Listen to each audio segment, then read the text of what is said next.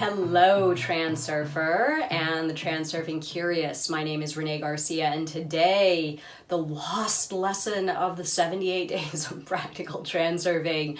I believe when this airs, I'm actually going to be entirely finished with the 78 days. Woo! Quite an accomplishment. That was 78 videos and editing and all that stuff.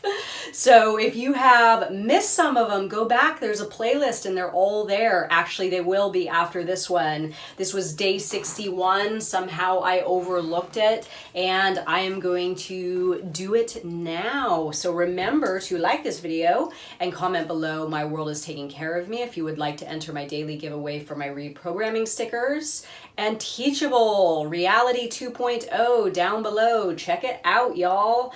So day 61, other people's goals. When defining your goal, ask yourself, do I really desire it with all my soul, or I just would like to desire it? If you need to convince yourself, then the goal is not yours. If the goal is truly yours, you do not have to convince yourself at all. Movement towards the goal of somebody else always leaves the celebration for a later and illusory future. And if you are moving towards your goal, you're happy even now. Other people's goal is always violence over you, compulsion, and obligation. I think the translation there is a little harsh, but let's roll with it. False goals attract with its inaccessibility, forcing you to prove something to yourself and everyone else. The goal of other people has been obtruded to you by others and serves to increase others' welfare. Search for your goal. Vadim Zeland's interpretation. Other people's goals cause mental discomfort. Typically, false goals are very attractive. In ecstasy, your mind will beautify in any way all possible attributes of the goal. But if despite all its attractiveness, something oppresses you, you need to be honest with yourself. Sure, the mind doesn't want to hear you. Everything is wonderful. So where does that shadow come from then? Thinking about the purpose, do not take account of its prestige, exclusiveness, and means to achieve it. Pay attention only to the state of mental comfort. Imagine that you've achieved it and everything is over. Do you feel better or worse? Do not confuse soul stiffness or shyness. Is all this for me?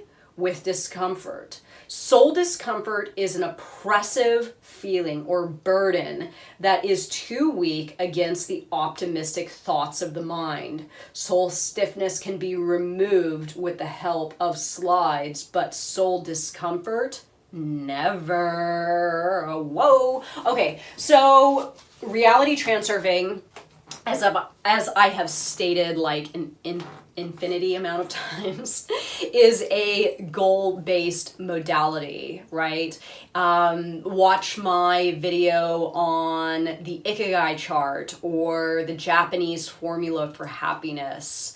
This idea is the same as heart and mind coordination. This is when you find your goal that is meant for you in this world, and both your mind and your heart agree. I like to say, I let my heart choose, and then I let my mind get involved in the logic, right, to work out the equation. That's how I found myself doing this and all the other things that I do, right? They felt good to my heart, and then my mind goes, okay, how can I work this out? Now, a lot of times, goals are imposed on us as people. They can be imposed on us by our society, by our immediate environment, right? Or wherever we live. They can be imposed on us by our parents, our spouses. We can get competitive in nature by the information or media that we engage with that makes us seem like we're lacking something, right? We need to follow some false goals, some goals that aren't intended for us. So in the book, Vadim Zeland talks about the value of listening to your inner state of comfort or discomfort, primarily your discomfort, because your heart will always tell you what it does not want. Always, always, always, always. And usually what we do as human beings is we work at quieting that voice down because we have the propensity to want to engage with the mind more. This is ego, will, logical thinking, even though it's not logical, like, oh, well, this will make more money for me than what my heart's telling me, so I'm going to go with this, and what my heart's telling me, I'm going to, push that voice down because I don't want to not make money, I want to make money, and my brain is telling me, my mind is telling me that this is the better way. It's the same with your parents wanting you to do something, or maybe even advancing in the field that you're currently in, and you're sort of being pushed from some kind of, outside entity in another direction, but you maybe don't necessarily feel like that's your calling, right? A lot of people have these warning flags, these red sirens that go off that are like, hey, wait a second, this isn't cool, I don't want to do this. But then the mind takes over and the mind likes to stay in control. So reality transurfing is definitely a modality that brings you to awareness of when you have chosen someone else's goal and when a goal is specifically intended for you. You should never feel challenged. I mean, challenged is one thing. Of course, we have to grow and evolve as people as we, develop skills and learn new things and educate ourselves. And we're always going to be challenged, but you should never have a feeling of extreme discomfort, like waking up in the morning and feeling dread that you just have to get through this thing so you can achieve the goal. That pot of gold, that illusory, fictitious, imaginary pot of gold is not going to make any path that you don't feel good going down worth it. When you get to the end of that path, that pot of gold is going to virtually be meaningless, and you will realize that you have in fact followed a false goal intended for somebody else, and you will be left with feelings of emptiness, right? It is the alignment with our true purpose that brings happiness in the world, not